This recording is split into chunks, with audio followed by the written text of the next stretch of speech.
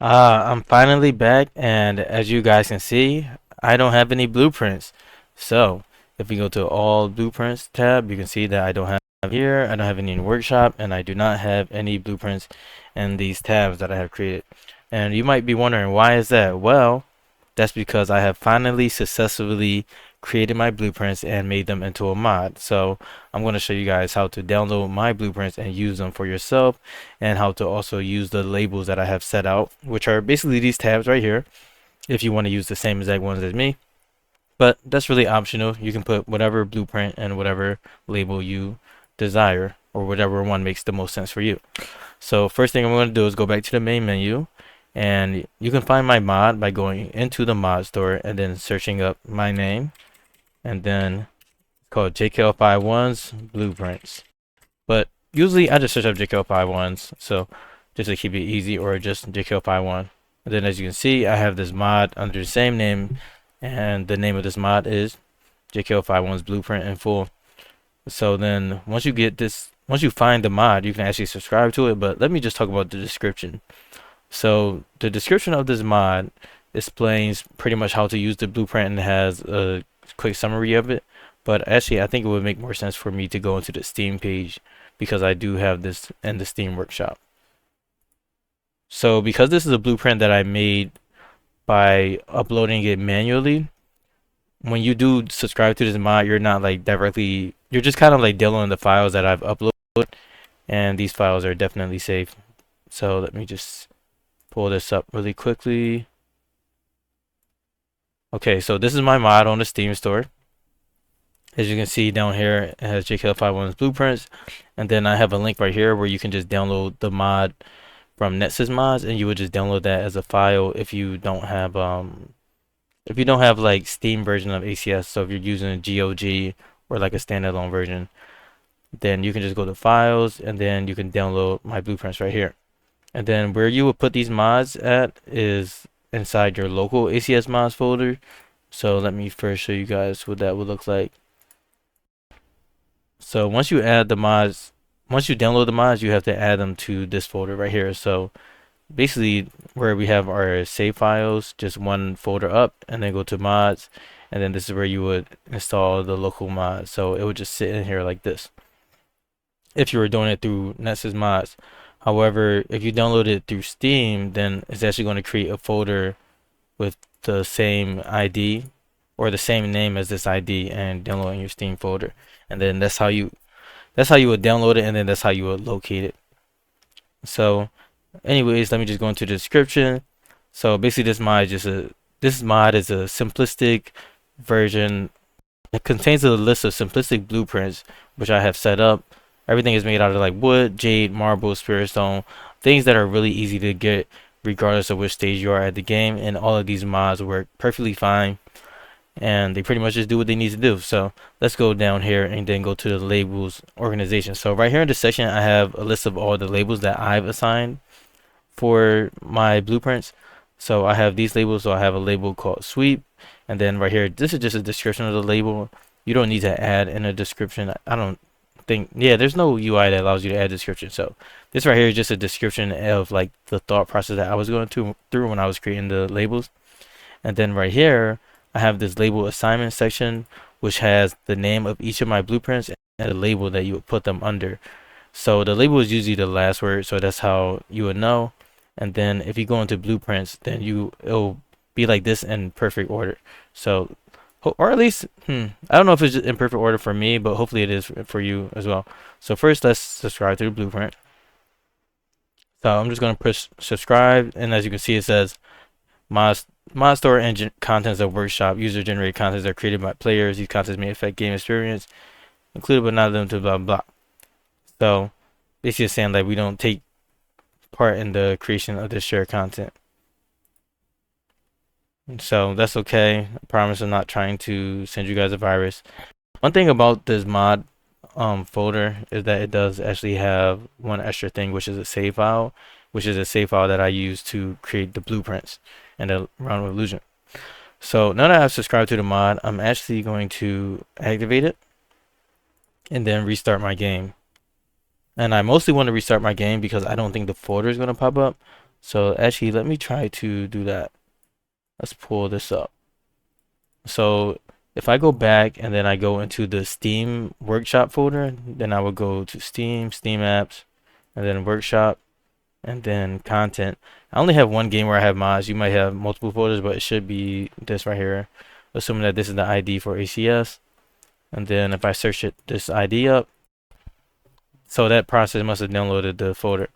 So now as you can see right here, I have the mod folder, and then in the folder, this is the only extra thing that I added, which is the save file. So you can pull up the save file if you want to like kind of save the blueprints in your own way, but this is basically the working session that I had.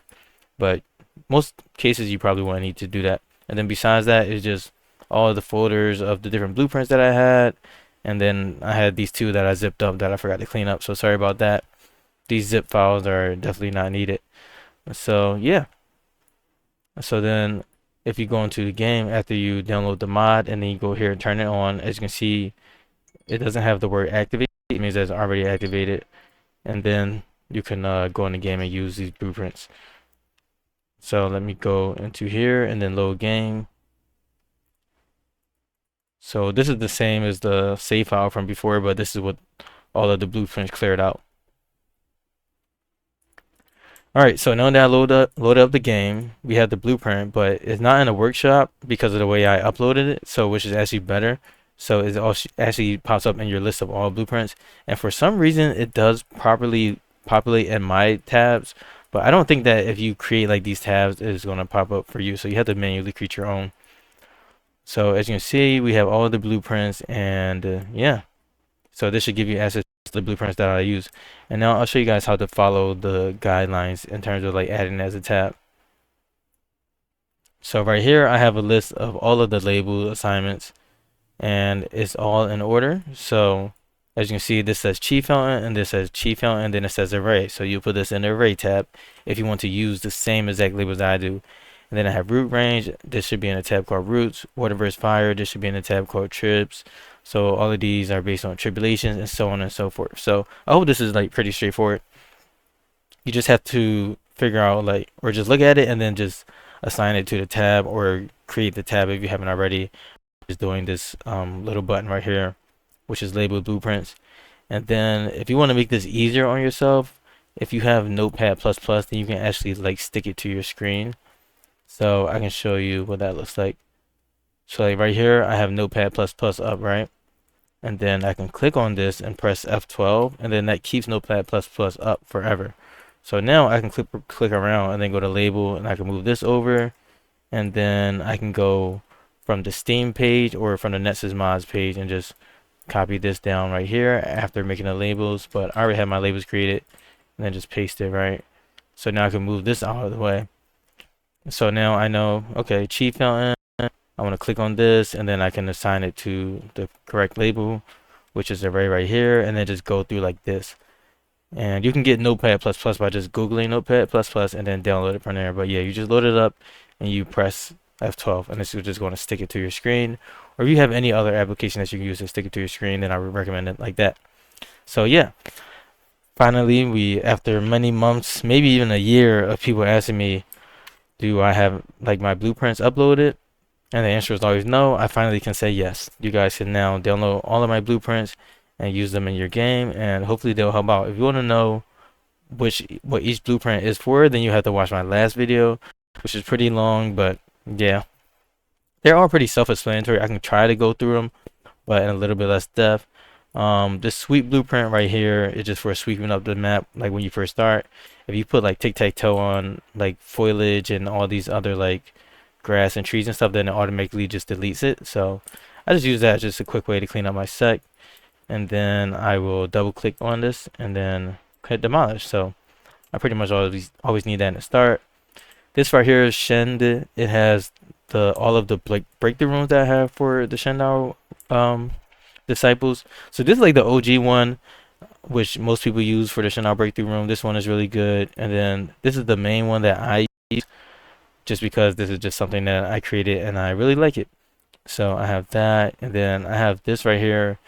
This one is called Shend Tab Breakthrough Mini U. So this leverages the stats of the mini universe for the Shend Tab Breakthrough Room, because the Shend Tab Breakthrough Room is all about having like very auspicious and really good stats in terms of like the quality and everything. And mini universe really helps out with that. And then this right here is kind of just a longer version of the other room. And for the Shend Tab Breakthrough Room, it just has to be 45% to 47% full. So that's why we have all these bases and stuff. And then obviously it has to be very auspicious. And then it also has to be just have like room quality and then room attractive really high. So all of these rooms fulfill that requirement. So that's what this one is for. And then right here I have rooms. So this is just all of the rooms that were not specifically for inner disciples I could think of. So I have this blueprint right here, which is called Outer House, which I don't really use too much, but if I want to be like a really small scale, like if I'm doing like a test run or something, then I'll use this room. Then I have this for Drake Cave. This is going to make the Drake Cave room very auspicious whenever the mysterious cavern spawns, and that's because the mysterious cavern is a water elemental decoration. So if you have the Spiritwood beard over here, then the mysterious cavern is actually going to enhance the Spiritwood beard because water enhances wood, right? So it's also going to enhance the water bot and the table I have right here. So with all of these combined, the mysterious cavern is going to make all these very auspicious and make the room very auspicious, which is going to allow you to make it so that you can furtherly extend the time that it takes for the dragon to come out of the cave. Then right here I have a hell gate, which is just a very ominous setup.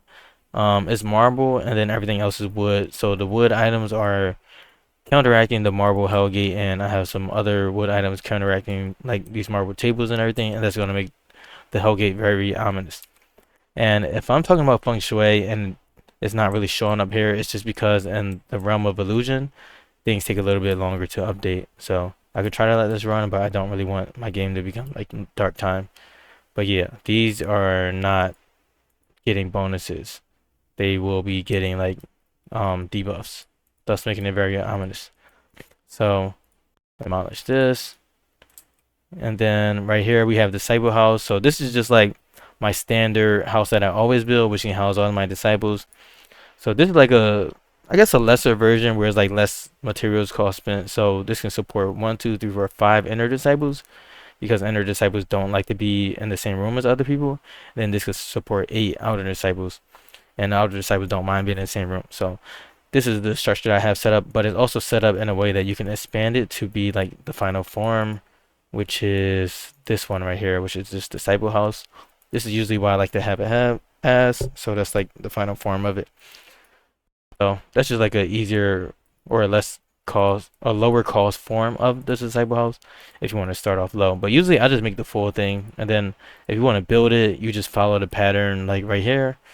So again, just go wall, wall, wall, wall, and then a door here. And then as you can see, I can just complete my blueprint. And then right here will be a little bit different. Obviously I messed up just now, so just demolish. Okay, I'm messing up again. But yeah, you can just recreate everything if you want to start having like more individual rooms, if you get more inner disciples and stuff like that. And then let's go into this other one, pasture. This is my pasture. I like my pasture to be size 50 because if you put beast blood in the pasture, then it's going to increase the room temperature by 20 degrees, and that's because beast blood has a temperature control of 1000, and 1000 divided by 50 is 20. That's pretty much how temperature works. So I just like to use it because it's convenient to say, okay, if I want to use the beast blood, then it's going to change the temperature by 20 degrees because it's 50. But you could do any size room, but you just have to figure it out the math based on the temperature effect of the item. This room right here, this is for Drake spots. So when you kill the dragon, it leaves like cold spots, but if you encase the cold spot in the room, then the cold spot actually gets reduced significantly from like negative 300 degrees to like 5 degrees. And then right here I have this room which is called roast. It's for roasting elders, and then you can also use this if you want to make like a different type of disciple house by just expanding this out, because this actually works for like inner disciples and outer disciples, even though it's not that great of a room. So you could just like do like a really bare bones like sect if you wanted to set it up like this, and just have it like this with these walls, right? And then let's go into this next section. So work, pretty self-explanatory. I have this for outer disciple work, And then I have this one for outer side work number 2. So this is usually how I have my workshop set up. I usually have my sec building up here, and then I have my workshops down here. And then I do have flooring here, but it's not necessary to make these flooring, but this just helps you if you do want to build walls around your rooms. I don't really care about having walls, but I do have the flooring for like walls, and then you can also make these workstations very auspicious, which is the only thing that matters, which for like increasing the stats that you get from them is that the workstations are very auspicious, not necessarily the rooms. But if the room is auspicious and it's in a room, then disciples, they don't have to deal with rain, and they I think they get a positive mood or something like that. But the disadvantage is that they can't like enter the area from all sides. And then right here, this marking is where you have the door. So this is like a workshop. So the door has to be facing this direction. And then this is the kitchen, so the door will have to be facing this direction. And then this will be its own workshop as well. So the door will be facing this direction. So this is mostly like things that can be made out of wood. And then this side has things that would be made out of stones. And I chose marble and then jade because we have the runes of Tayi. And so yeah, if I wanted to make this into a room, you would just follow the flooring, but you don't have to complete creating the flooring if you don't have it. But you should have wood and stuff like that. And then right here I have arrays. So this is just everything related to my arrays that are like outside. Usually I don't have my arrays in rooms just because you don't need the room to be like have function or anything like that. So you can just have your array outside. So obviously this is the cheese fountain. This is the flooring that like helps you figure out exactly where you want to put your item chief count, and shows you the shape so you don't have to think about it as much. And again, with these floorings, you don't need the material for the flooring, because if you have like creating the flooring, if you're trying to create the flooring and you don't have the materials, you can still see the guidelines. That's all it is. It's just guidelines. But it is nice if you can do this. But this is Spirit Stone flooring, so I understand if you don't want to use your Spirit Stone early game. So same vibes. So this right here is the display array where I have everything except for the range 2 items set up, so that like you can place decorations early game at range 2 instead of like, for example, if your disciples can't handle fire, then instead of using the crimson fruit to add fire element, then you can use like an igni copper base. That's like a cheaper version, but you still get a good elemental bonus. And then this one just has display cases just because I wanted you guys to have to create an array with display cases. And this is the same thing for the flooring. You don't need to have the items. You can just use it as guidelines, just to know that like, okay, I see that this is like an unfinished flooring. This is like range 2, 3, and then 4. So now let's look at these other ones. So this is the word array I created where it's just 3 arrays sharing burst nodes. So you can just do this with any element, and again, flooring optional. This is an array for 5 cultivators. The red signifies the 8 node burst that I would set up, and then these other colors signify a burst if I wanted to burst an array with all 5 guys doing like the golden core break there at once. So if I burst here, then it would like kind of go around the perimeter. I would burst like all of these nodes instead of the red ones, because if you both burst the red nodes, then they're going to touch these other cushions, which is not good. So I also have this tab for range, which helps you like figure out the burst range. So as you can see on this dot, like as you go along, it's not touching any of these cushions that I have set up. So this can be like a really intricate burst that can hopefully like equally burst everything without interfering with anything, as you can see. And then for this array, I have this one, which is just the other one but without display cases. And the blue and the white is range 4. I just had that as white just because of that other setup that I had set up, but the blue and the white are the range 4 tiles, by the way. And then this is the similar situation as this one, but it just has different color coding. So it just kind of helps me out, like figure things out. But this is kind of like really hard to explain, but I would rather just use this one. But the ones with the Ets are pretty much where you would burst if you were doing like the regular array. But you can always just use the range things to kind of see what I was trying to do. So as you can see, since this one has the S what's covering this cushion, that means in that case, I wouldn't care about the other 4, but I would just be focused on bursting the middle cushion guy. But these are the ones that I would do if I wanted to burst the other ones, as you can see. So let's cancel this flooring, and then go to array. And then I have this one. This is like just the start of the main cultivation array that I had set up, which is 3 arrays all together. And on top of that, we have 2 spirit roots. So whenever you see a blueprint of mine that has like something ridiculous like spirit crystal display, it's probably me trying to signify that like this is where we put spirit roots. But once you do put the blueprint down, you obviously have to remove these displays, and then this is the final blueprint.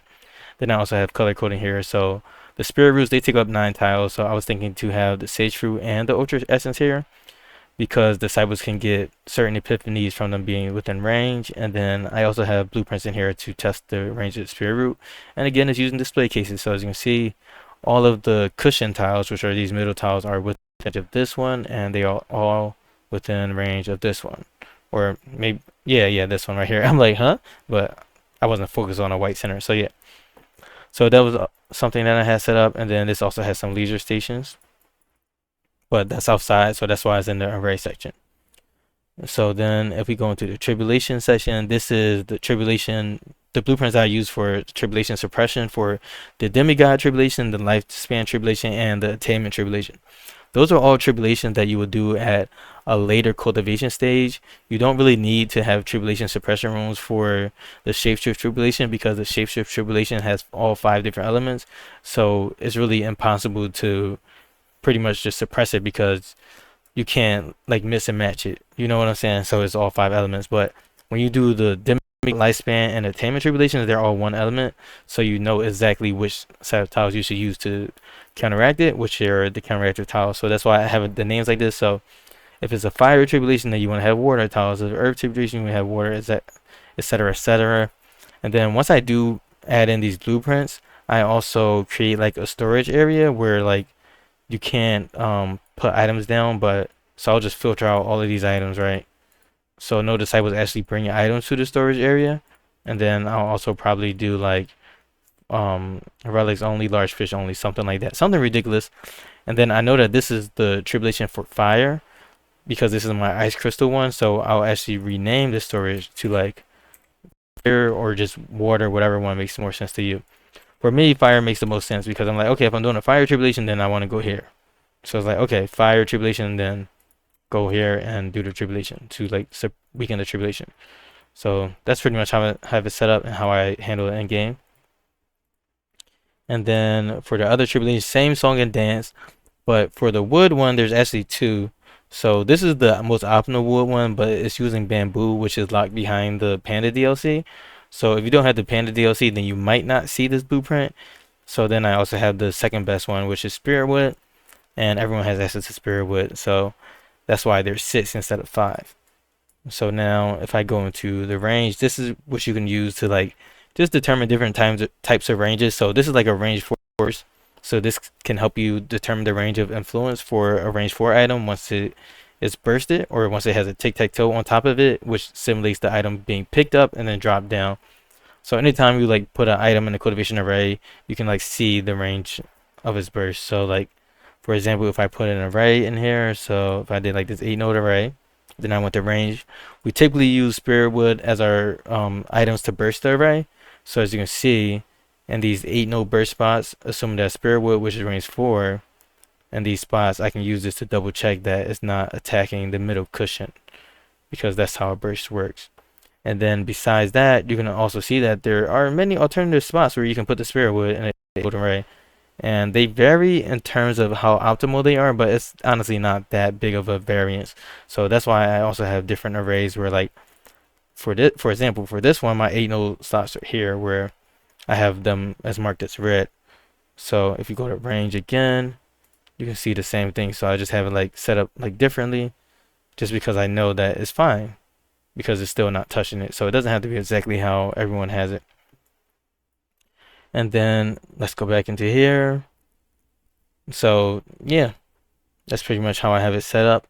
And then let me delete this one and then go back into the range. So this for range 3. So if you want to do a burst with range 3 items, you could do it that way. And then this is range 2. Probably wouldn't do a burst with range 2 items, but yeah.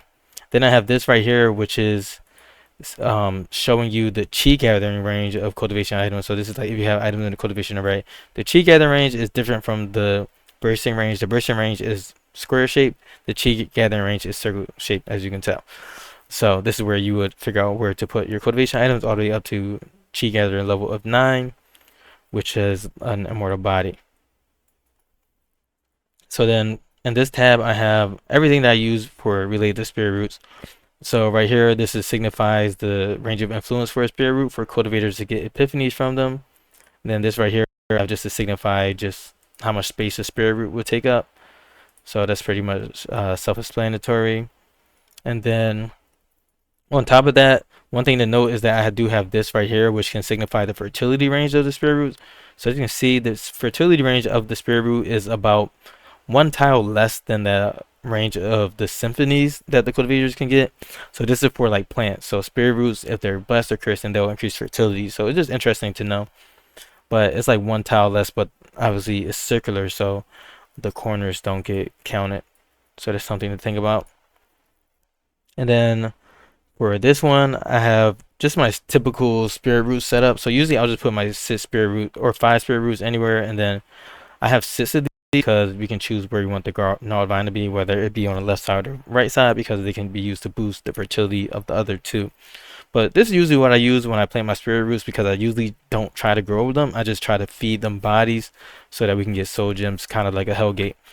So this is the blueprint that I use. I would have like the crimson fruit, sage fruit, water fruit, and then the gnarled vine and stuff like that. And then I just make sure that it's just a room, and a very empty room, that can only fit the spirit root, because mostly for the crimson fruit, because the crimson fruit will burn things inside the room if there's anything inside the room. But walls don't naturally burn down unless there's something else to start burning and then make the walls burn.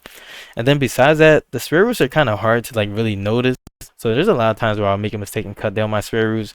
So it's just really nice to have those walls. And then if you demolish these, you can see that there's flooring under this. So I just put flooring there just because it's going to be easier for you to like determine where you want to put it, because if you're doing this, you also need to take the prism lotus into account, and that can only be built on water, so you need to have flooring. So for example, I can do it like here, like I can plan to build here because I have those flooring, whereas I wouldn't be able to, and then I could just slap the prism lotus right here if I wanted to. But again, once you do the blueprint, if you're doing it on an area where you don't need flooring, or you're gonna use the lake shaping mirror instead to make it so that you have water for the prison lotus, then you can just remove the flooring from the commands when you go to create the blueprint. And then right here I have outside roots. This is mostly for spirit roots to give each other a fertility boost, and then cultivators can also cultivate at like these golden spots right here. So this would mean that the cultivator have potential to get bonuses from all 4 of these spirit roots, and then this would be where the gnarled vine would be. And it's kind of like a spirit root circle jerk. So they all give each other fertility, as you can see right here. So this has all of these in the range of fertility for itself, as you can see. And so yeah, I think it's kind of missing one actually. Let's see. Maybe I will need to rework this, but you guys understand the concept. And then these spots are where cultivators will obviously get bonuses from just 2 spirit roots. But for the most part, you shouldn't have like so many cultivators that you can't fit them all in this spot. So they all can get the cultivation bonuses at least from these spots. So yeah, actually they would get it from 5 in these spots, because it looks like, oh wait, let's see. All right, so the gnarled vine wouldn't fit here, so that would only work if you had it like closer like this. So as you can see, could be better, but that's what I had at the time. These are not so that you can just like, oh, just pick up the blueprint and then just like throw it down. Like these are so that you can like always be able to use them, and so that you can also like kind of learn from them too. And then this tab, I have it as cheat. So these are just blueprints that you really wouldn't get, or for buildings that you don't unlock until you get 500 rep. But if you put like a flooring down and then you save it as a blueprint with the item, then you can actually like use it, basically cheat to get these items early. So I have like the cushion that I use. You only need spirit wood or dark steel cushion, and then holy stone, because those are the ones that have the high coziness factor. The feng shui of the cushion does not matter, because the feng shui of the cushion only determines the breakthrough success chance, and breakthrough success chance for Shend Tab cultivators is already really high, assuming that the elemental bonus is maxed out. So if the elemental bonus is maxed out, then you don't need to worry about the feng shui of the cushion. So you can just focus on making cushions out of high tier materials, which give good cultivation speed bonuses, which are these 3. And then right here, I have all the cushions for if you do want to care about the auspiciousness of the cushion, then you can do that. But usually, if you're doing this, and you have less than 500 rep, then you're probably poor, right? So this is just so that you can like pick one. So basically, like usually when I do this, I'll like demolish them all and just keep the specific cushion that I want, and then just move it around if I need to. So something like that.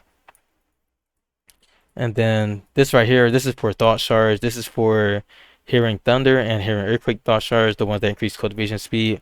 And the good thing about the thought shards is that I made this in spirit crystal, meaning it probably won't ever be built because I probably won't have spirit crystal blocks. But the good thing about thought shards is when you have animals observe buildings, you can have them observe buildings that aren't even built yet. So you can still throw this down to get the thought shards for your jaguars that you may be raising. Then this is for sword and shield. I believe that I needed this one, and I believe that this one requires 500 reps, so that's why I have it like this. That's why I added that one, but I don't really use this, but this, I guess, yeah, this one could also be used for thought shards for like the adventure fly speed one, which also gives movement speed. And then I have one for the wooden furnace. This just helps me not have to go into a sec to unlock the wooden furnace, because usually you have to go into a sec and then serve it to get the wood furnace. And the wood furnace, this is the only way that you can get a wood style furnace, is if you have it as a small furnace, which also isn't a feng shui building. And you definitely want to have a wood elemental furnace, because if you're making sun pills, which gives your disciples a big bonus in max chi, then you want to have a wood one to increase the alchemy yield. So let's demolish this, and then we go to enter. So this is the tab where I have like for all of my rooms for my ender disciples.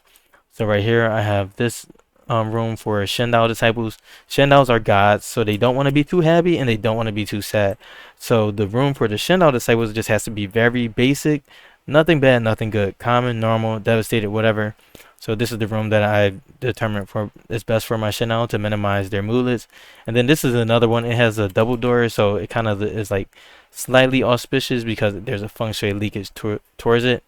So I think that this one also works, but I'm not completely sure. But if this one doesn't work like perfectly for making sure that the Shend doesn't have good or bad moodlets, then I would just stick with this one. That's basic, but that's the concept behind it. So let's demolish that. And then for this one, I have body cultivation room. So this one has a setup for my body cultivation room. The thing about this room is just going to be very auspicious. Again, this is definitely a very auspicious room, but I just need my realms polish to load up a little bit more so that you can actually see. And this room doesn't use display cases, because when you have a body cultivation room, you do want to use a pasture, right? And back in the day, like most people would create their pasture like on the outskirts of the room, but I figured that if you just put the cultivation items here on the ground without using display cases, you can still put the pasture right here and just have the animals just like walking around. That's going to help your body cultivator get a lot of intrinsic life essence. And this room is naturally very auspicious, so I do have this display case in the corner so that you can throw like a negative feng shui relic to make the room into very ominous for when you want to get the very ominous essences. And then of course this is a cultivation array with burst nodes, because body cultivators, they get the biggest bonuses when they have, I believe it's like 2000 chi on tile. But if you go on the wiki, then it'll tell you like the threshold for like body cultivators. So you do kind of want like a solid cultivation array, but it doesn't have to be the best, just something good.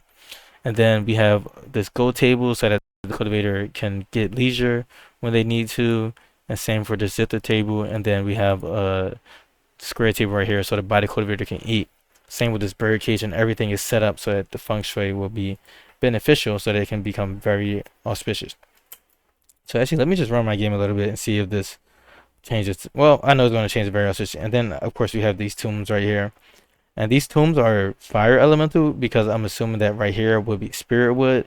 So the wood element of the spirit would enhance the element of these, so that's why I chose fire element. But honestly, if you're starting off, then you probably don't have ignite copper bar, so it's okay to just cancel this or make something different, because it's not going to be like super serious. And you can just swap it out whenever you time, because all of these right here are way more than enough to make the room very auspicious. So as you can see, the feng shui is starting to settle in, because this is very auspicious. All of these are very auspicious. And then for some reason it says slightly ominous, I don't know, while this one is slightly auspicious. So yeah, this is just realms, land of illusion stuff. Honestly, this is definitely a very auspicious room, because look at all these bonuses that I have. So I'm just going to let my game run for that. And then if we go into our blueprints, I have these other arrays that I've devised. Let me see. Actually, let me wait until we get to light time. Maybe I will have to like restart my game to actually get it to load up. But yeah. Uh, okay, it's 5 o'clock, 7. All right, so it's starting to become lighter outside. So let me actually just add this random room just to see if something will change. All right, let me first save this game. Save. And then I'll go back and load. Just to show you guys. Let's click on this. Return the menu. I'm so used to return the menu even though I load. So let's save this. Load this one up, and then hopefully the function updates properly. So yeah, sometimes you gotta reload your game. So as you can see, this is very auspicious. So function is where in this game, like you just gotta reload your game to fix it. So yeah, I am not lying when I'm talking about the feng shui. And obviously this has flooring, so flooring is not super important though because except for under the feng shui buildings, it's just there to make things look cute. So then I have a room for my Shend Tab disciples. Um, this right here is the same as the other one, but just like built out more, and then it has like 3 rooms where you can have your inner disciples and billions, so that your inner disciples don't really have to leave this area. And then this one was actually just barely like too big. So for this one, you do have to build walls and finish it at the top. So let me go here and go to marble. So this is what this blueprint would look like in its final form. So yeah, and then you will have to build beds here as well. So that's if you want to use that. I just think this one is just really cute, but that was the one that has the spirit roots. And then for this one, I have fertility array. This one is where a cultivator could cultivate and get bonuses from all 5 spirit roots. Obviously, you can see right here, this is where the spirit roots would go.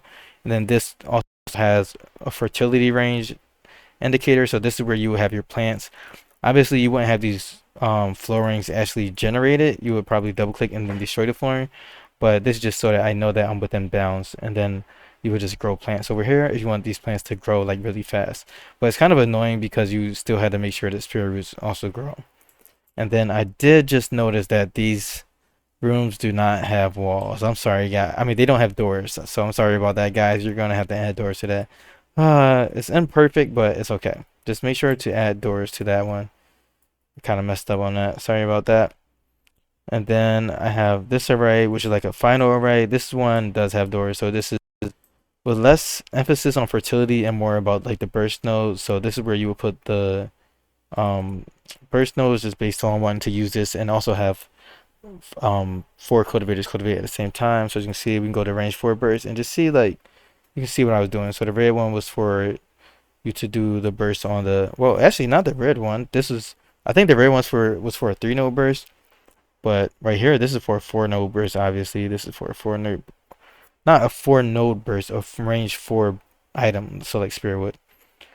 But oh, I believe the black one was for range 5 items. So yeah, this is for range 5. So after I killed the dragon, I would get like the dragon scales and then use those to burst the middle cushion instead.